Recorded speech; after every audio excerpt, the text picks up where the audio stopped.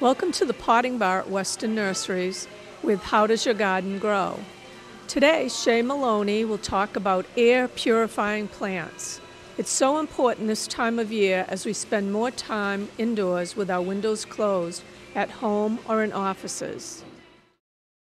Today we're going to be talking about air purifying houseplants and more broadly houseplants in general, how to take care of them, where to place them, when to repot them. By the end of the day, you guys are all going to learn about the biggest air purifying houseplants. You'll pick one and you'll repot it to bring home. So let's begin. All right, so almost all the information out there regarding houseplants' ability to purify the air comes from a study from 1989, and it's a NASA study. They were looking to detoxify the air that they use in space stations when they send those astronauts up in space and they're up there for many months. They were looking for a way to create cleaner air environments for the astronauts living up there. All of our plastics, our fabrics, our inks, our adhesives, cigarette smokes, pesticides, cosmetics, these are electrical equipment. These are all things that produce volatile organic compounds slowly. So the NASA scientists weren't just looking to provide fresh oxygen to the astronauts. They were also looking to remove some of these volatile organic compounds that are being off-gassed from all the electrical equipment and all the machinery that they have in those space stations. It leads to very stagnant air and a higher proportion of these VOCs, as they call them. Ultimately, it's not terrible for you. We're breathing in these volatile organic compounds all day, every day. Small amounts aren't going to harm us. It's really the chronic, long-term, high-intensity inhalation of these compounds that can be dangerous. Not dangerous when we're here on Earth, going in and outside of our house. Much more dangerous for a NASA scientist who's up in a space station orbiting the Earth for many months at a time. Some really common VOCs that you've heard of: formaldehyde, ammonia, benzene. These things you hear about, they're so toxic, everyone's really afraid of them. Ultimately, we're normally inhaling such small trace amounts of these things, it's not really damaging to us. But again, the longer you're exposed to high amounts of these chemicals, the more likely you are to get sick with respiratory illnesses like asthma. Can lead to allergies, it can lead to immunosuppressed illnesses, or in extreme cases, it can lead to more severe illnesses like cancer. So what NASA found is that apart from just producing fresh oxygen, taking in carbon dioxide and producing fresh oxygen, a certain number of plants are very, very, very good at removing these volatile organic compounds from the air. This is the list of the most common. I'll read them to you guys, but then I'll pass them around if you guys want to take a picture, if you want to take some notes. There are a lot of plants that will do this, and there are a lot of house plants that we carry. So peace lily is a big one, chrysanthemums, snake plant, English ivy, golden pothos, dracaena, which is a common name for a lot of different house plants, also called Janet Craig, dragon tree, warnicky. Anthurium is a good one, bamboo palm, Gerber daisies, aloe plants, date palms, areca palms, the Boston fern, and the purple waffle plant. So what this means is that these plants not just are taking in sunlight and carbon dioxide and transferring it into oxygen and water vapor, they're also removing these chemical compounds from the air. So what the NASA recommends is that in order to experience the benefits of these plants, you'd want to place at least one 6-inch plant in every 100 square feet of your home. So that means if you're in a small, 1,000 square foot small home or apartment, 10 plants would do a lot to help refresh the air. It's also important to remember that leaf surface area is critical to the rate of air purification. So what that means is if you take a plant like this, a peace lily, all plants have stomates, which are parts of the cell membrane, typically on the undersides of the leaves, that can open and close to allow the passage of gas and water vapor. So a plant in its inhalation, which is, anthropomorphizing it, but let's say the plant breathes in sunlight, carbon dioxide. If it's a peace lily or any one of these guys, it's also breathing in benzene, formaldehyde, any of those volatile organic compounds. It transfers, it performs photosynthesis, it converts that into sugar for the plant, and then the byproduct of that reaction is is fresh oxygen that it releases into the air and water vapor. So the more leaf surface area a plant has, the more air purifying it's going to do. So what that means is when they say a 6-inch plant every 100 square feet, this doesn't count as one 6-inch plant. This might count as a couple 6-inch plants based on the size. So what you're really looking for is the leaf surface area. So ultimately you want to make sure that the plants are healthy, they're growing, they're large, they're doing their thing for it to actually influence the air in your home. An indoor plant's ability to do this is called phytoremediation. Phyto is the Greek word for plant. Remediation is obviously what happens when they're clarifying the air. Another more recent study, so as I said, the majority of the information that I'm telling you came from this one 1989 NASA study. There haven't been a lot of replications of that study, but one more recent study, I think from 2009, showed that it's not just the plant's leaves and the plant's roots, but it's also the microorganisms living in the soil that will also consume these volatile organic compounds. So it's basically every part of these plants are good for the air in your homes. People typically take from this that the best places to put plants are areas that have a high fume potential. They're areas that are producing a lot of these VOCs. Offices that have a lot of electrical equipment, kitchens, art studios that have a lot of chemicals and cosmetics and pesticides and inks and adhesives and all those things producing those fumes. Those are typically good areas to place the plants. That said, putting the plant anywhere in your house is going to some degree, purify the air. I feel it's important to note at this point that in doing the research for this and in reading these studies, a lot of contemporary scientists are really critical of this study. Not that they think that NASA wasn't undertaking good scientific protocol, but just that it hasn't been replicated in many instances, and a sealed laboratory setting is very different from the open environment of our home. We're opening windows, we're opening doors, we're going in and out. So some people think that the air exchange happens so quickly in our homes that it doesn't really make a difference if you're placing houseplants in your house. I don't find this to be the most compelling criticism, and here's why. In the summer, those doors are open, those windows are open. You're getting that fresh air from the outside where the air is much cleaner than inside because of all the plants that live there. So in the summer, it doesn't matter so much. Have the plants inside where you like them. They may not be purifying the air too much because you're getting that fresh air from outside, but it's really in the winter that I see it as critical.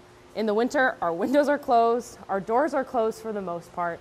The air is much more stagnant. The air is much more dry, which is worse for our physical health, and you're not getting that exchange from outside. The winter is when I see it being the really important time to be having those sources of fresh oxygen, fresh air, and it's also just nice to look at the plant. I also think that regardless of whether or not air purification is happening to a degree that is noticeably benefiting an individual, countless studies have been done in the last 15 and 25 years that have shown indoor plants to be helpful in improving people's moods, improving their emotional states, improving their energy levels, enhancing people's subjective sense of physical and emotional well-being. These are studies that no scientists have criticisms of because it's just shown again and again and again through various forms of evidence that plants make people feel better physically and emotionally. 2 studies were done. So this isn't about air purification, but I feel like this is important for you guys to know. 2 studies were done that I thought were really interesting. One was in Norway. They had a long-term study over, I think, about 6 months, where a couple times a month, patients would go into 2 different doctors' offices. They would see the same doctors, but the waiting room was the only thing that was different about these doctors' offices. One waiting room was full of plants, one waiting room had no plants. At the end of this 6-month study, the objective health levels of these people, so they were seeing a doctor for physical health, they were not seeing a therapist. All the biological health markers were the same. There was no significant difference between the two groups. It wasn't that one group had higher blood pressure or lower blood pressure.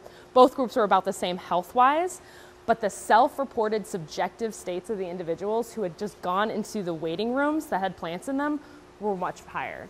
They self-reported happier, more elevated emotional states, and they also reported to feeling better physically than the other group. So even though there was no health difference between these two groups of individuals, just being in the room, in the waiting room with the plants, whether you were waiting to see their doctor, had a statistically significant impact on these people, which I think is huge. And we all know about the placebo effect.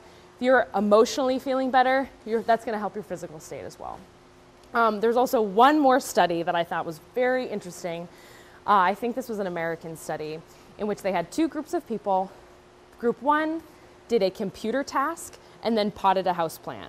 The other group potted the houseplant and then did the computer task. For both groups, they took their blood pressure and heart rate and give them a self-reporting evaluation for how they felt during the second task. For the individuals that planted the houseplant first and then went to the computer task, they all performed better on the computer task. Their heart rate was down, their sympathetic nervous system was more suppressed, they were not stressed. The people who had done the computer task first and then potted the houseplant all reported higher levels of stress, discomfort, and so on. So it really shows you doing these physical tasks, taking care of these plants, being around these green, natural spaces can really have an impact on not only your physical, but also your emotional health. So that's the majority. I just told you basically everything that scientists know about plants for the most part. So now we're going to talk about these plants in particular. You guys are going to pick one and then we'll all repot it. So have any of you guys cared for any of these before? To success, to lack of success? Peace lilies are fun. That's so funny. I can't kill my snake plant. I can't keep my peace lily alive. So we all are different, and that's what you learn when you start taking care of plants, is that some people can take care of certain plants better than others. And I find it has to do with how much that person really wants to be watering, how much they want to be caring for their plants. The easiest way to kill a snake plant is to overwater it, give it too much love. Yeah, whereas I'm an underwaterer, so that's why my snake plants are always so happy, because I completely neglect them. So we're just going to go through this way, and I'm just going to talk about these ones. If you guys have questions about any of the other houseplants on the list, I'm happy to answer them. I can even go through the plants that aren't offered here, that if you wanted to do some other shopping. I know some guys got coupons. If you want to use those coupons to buy other air purifying plants, you could. Okay, so this is a goofy little spider plant right now. This was ultimately just a little pup that the mother produced. This is a more mature, we're repotting this for someone. This is a mature spider plant. So the habit of this plant is to grow big and bushy and then produce these long stalks with what they call pups at the bottom, which are baby plants. It's looking to grow, to expand its territory, producing these new little babies so it spreads through those runners. This is a very easy houseplant to take care of. It'll tolerate medium to bright light all the way down to medium low light. People find that it's another one that thrives on neglect. It'll do well being under fertilized, being underwatered, being in dry air. I found that it'll do okay being in more sunlight than people typically recommend. I've also found that it'll do okay being in less sunlight than people typically recommend. So in that way, it's very straightforward. I always think the look of the producing of the pups is really cool. Some people don't like it. Some people think it looks messy. I think it's beautiful to see the way a plant is not reproducing sexually the way humans do, but literally cloning itself to spread. This is a pothos, also called epipremnum, is a Latin name. This is one of the easiest houseplants you can take care of. You typically see it in hanging baskets. There are also some really beautiful varieties that are variegated with gold or with white. This cascading plant is so forgiving when it comes to underwatering. these plants will go many weeks without being touched. They like being root bound. They grow tons of huge foliage. You ignore it. You put it in a dark corner. It just does its thing. That said, it likes bright, indirect light. If it's repotted consistently and fertilized consistently, it will grow very huge very quickly. Oh yeah, oh yeah. So this, I mean, it doesn't have a long enough stem to do that yet, but you can even see, like, this is coming out the side. A third leaf is gonna come down there. Okay, peace lily. So this is a really common house plant. It's very retro. It's a really common gift that people will give for bereavement often. And I think it has to do with the really beautiful white flowers that come out. If you take care of it, it's gonna be flowering for you almost all the time. This is a classic low light plant. It doesn't want any direct sunlight whatsoever. If you put it in direct sunlight, it's gonna dry out, it's gonna brown, it's gonna get splotches on the leaves, it's gonna be very unhappy. So typically we say, put this in a darker spot in your home. I always say low light is ambient light that feels not too bright, but that you can read a book without having to turn a light on. If it's too dark to read a book without turning a light on, it's probably too dark for most plants to perform photosynthesis. There are some exceptions to that rule. I'm the queen of pushing it to the limit and seeing how many plants I can shove in the dark corner and which ones will survive, and through personal experience, some will. But for the most part, you want to make sure that there is ambient light, because the plants need that sunlight to perform photosynthesis and to produce sugar to keep it alive.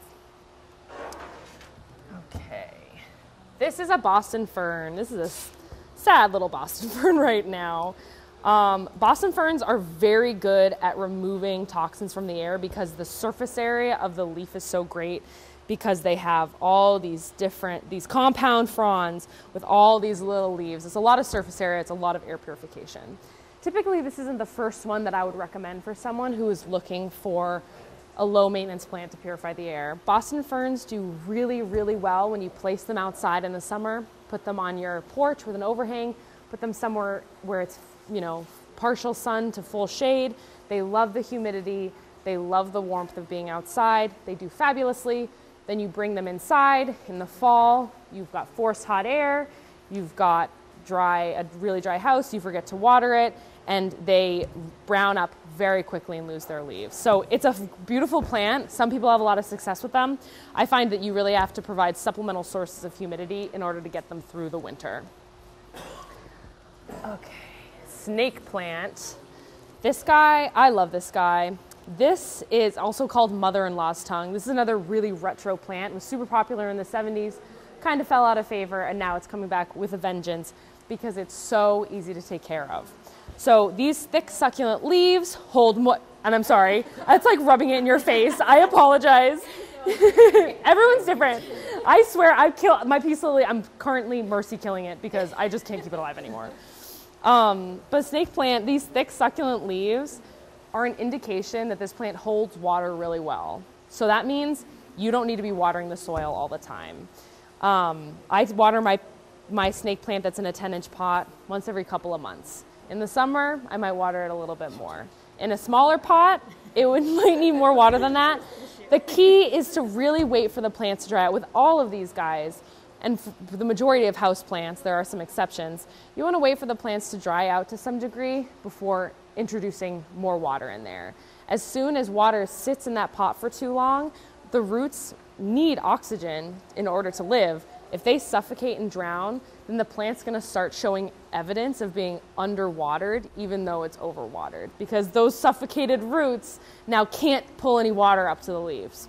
So the easiest way to kill this is put it in a pot without a drainage hole, put it in a saucer, let it sit in water in the saucer. If you don't do that, it'll do very well for you. It's also very nice in that it will tolerate bright light to low light. So you don't need to be too concerned where you're going to be putting it in your house. It can take full sun. It can also take low. This is also one of the most low light tolerant plants. English ivy is also another good one. Again, lots of surface area per pot size. It comes in really beautiful variegated forms or just the straight green. Ivy, I'd say, is an intermediate house plant. I wouldn't say it's super, super low maintenance. It doesn't want to be overwatered, and it definitely doesn't want to be underwatered. It's prone to spider mites, more so, in my experience, more so than many other house plants. But if you give an ivy plant bright light, you stay on top of the watering, you make sure it doesn't get affected by pests, then it will grow very, very quickly and is known to be one of the best for removing formaldehyde from the air. So these are the options. What we're gonna do is everyone's gonna pick one and we're gonna repot them into these little terracotta pots. I definitely recommend terracotta for you. Terracotta is always better for people who tend to overwater. Almost none of my plants in my house are potted in terracotta, even though it's so good. Everyone says you should do it, but plants need to be watered more often when they're in terracotta. I'm a huge underwaterer. I neglect my plants. I ignore them.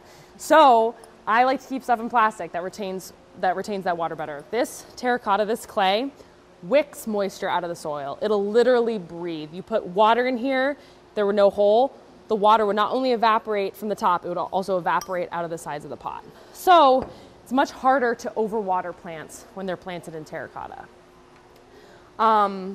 So if everyone right now, if you want to pick a plant, I know the peace lilies look really good. As I was putting them out, I was like, everyone's going to want a peace lily. But the other plants are really healthy and will do quite well. If you want to do a spider plant, you can do two, just because they are so small. The grower that we got them from planted really small pups into the pots, so it does definitely make more sense. So you could do 2 spider plants if you want. So you guys want to pick a plant. If more people want ivy, this is an option too. We've got tons of these, and I can grab some more. Which ones are pet safe? Pet safe, that's important. Spider plant is pet safe. Boston fern is pet safe. Pothos is mildly toxic. Snake plant's mildly toxic. Let me see about peace lily. That's the only one I don't know. It's hard. Do you have a dog or cat? I have 2 dogs. I don't think they'd ever mess. Oh, okay. So the cats are typically, in my experience, more of the concern. Yeah. Cats love to eat the foliage of plants. They go crazy for it. I have every toxic houseplant in the book. My dogs don't go for it. Yeah. Dogs just typically aren't as ravenous for that sort of thing. That said, some people, especially who have labs will just like eat everything. Yeah. I would say if you're nervous about it, stick with the ones that aren't toxic, but I have 10 pothos plants everywhere in my house. Yeah. My dogs just keep away. Typically, none of these are so toxic that a single bite would kill it. Okay. A lot of times, animals are smart enough to know if they consume something and then it gives them a stomach ache, they're not going to consume that anymore. But I will look up peace lily just in case. Peace lilies are toxic, but they're toxic to humans too. Yeah. So. All right, so I love that. You're trying again. That's beautiful. I have a snake plant already. Do you have a snake plant? Smart. Let's go with the peace lily. That's fair. And then, because that's low light, very... Low light, yep. In the pothos, how does that do in low light? Does well. I would say don't put it in super, super low light. It does really well when you put it in bright, indirect light. But that said, I've done pretty well keeping them in moderately low light, and they do their thing. So a lot of times they just don't grow as much, but sometimes you don't care about that. So I'm going to give you all a little piece of paper towel. This is my own technique for repotting. I like to cover the drainage hole of my terracotta pots before planting in them so that when I water, all the soil doesn't run out the bottom. A lot of people like to use broken bits of clay, pieces of bark, rocks. I like to do something that degrades. Sometimes I found that rocks will ultimately shimmy and end up blocking the hole. Paper towel, I've always found degrades at a really similar rate to the rate that the roots will grow over the hole and prevent the soil from falling through anyways. So I just find it to be the most low maintenance way to do it. Okay. So I am going to repot this peace lily. So peace lilies, a trait of theirs is that they really like to be root bound before they're repotted. Actually, many plants that's true of.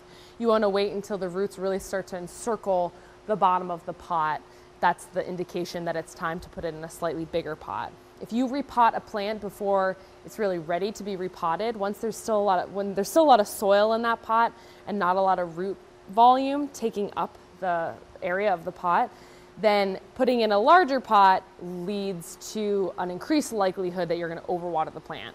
All that extra soil in that pot is all extra moisture. The plant's going to stay wet longer. So for most houseplants, I always say really wait until it's quite root bound.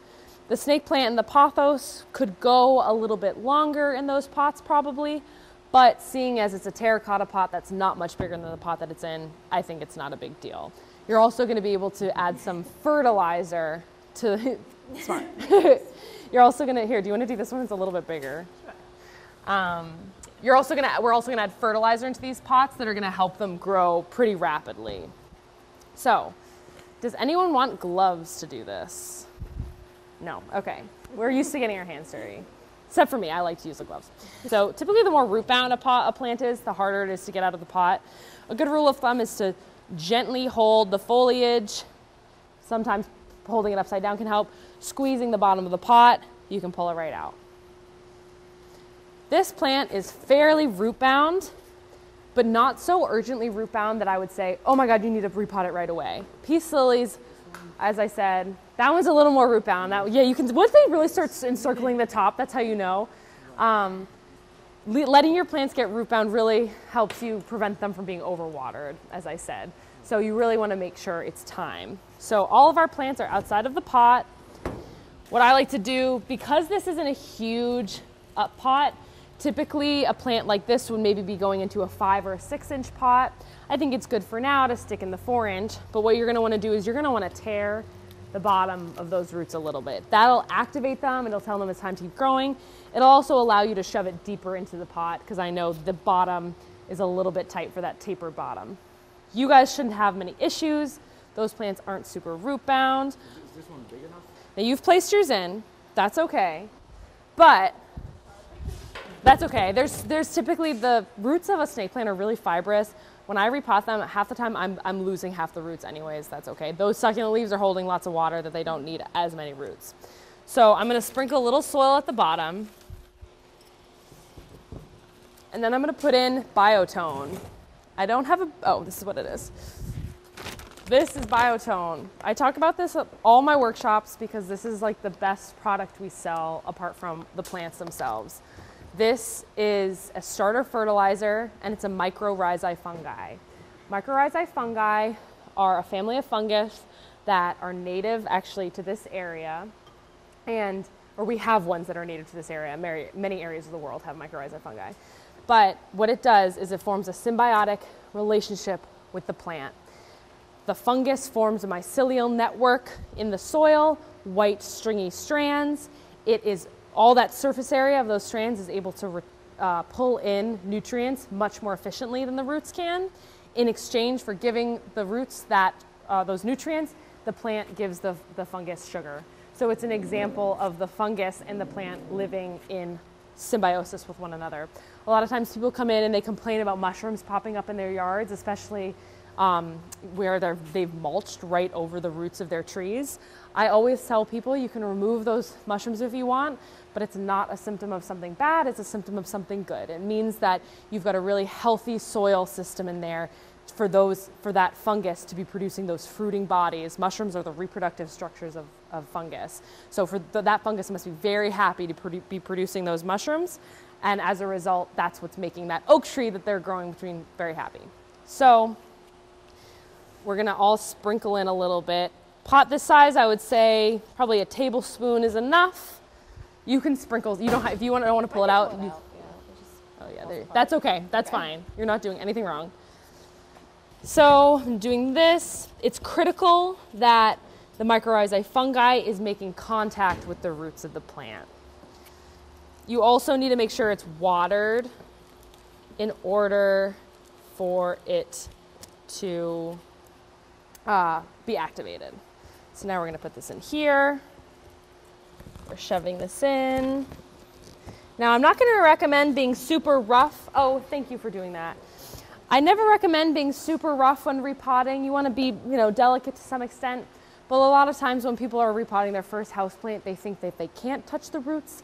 They think that if they smush them too much or break them, then the plant's going to be seriously damaged. I've always found you can really hack the roots to a large degree. You don't want to be removing the root ball from the plant, but damaging the roots to some extent is going to be forcing that plant to be growing more roots in the new soil, which is ultimately what you want.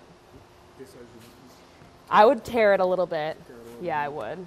And I'm just wondering if I should give you guys bigger pots. That's because that one's okay. Because if you look at the roots of that one's okay. That one, I don't want you to have to come back in 6 months because we're putting the biotone in here. That starter fertilizer is going to be immediately accessible to this plant. I always find when I transplant with the biotone, my houseplants immediately start growing. This is a great product also if you want to fertilize trees, shrubs, perennials outside. All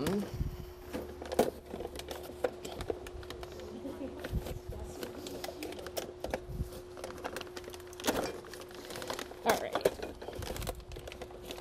So Aiko's gonna get a bigger pot. I'm sorry, I hope you guys aren't jealous. I just don't want that piece slowly. This can last for a very long time in a larger pot. Okay. If you're having trouble getting that in there, I can give you a bigger one too. Yeah. Yes, you may. It's tight. I mean, this one fits, so you can see this is really healthy, but ultimately, I'm ultimately going to put this back in the plastic pot, but I would have to repot this probably within a year, so I'll give you a bigger one.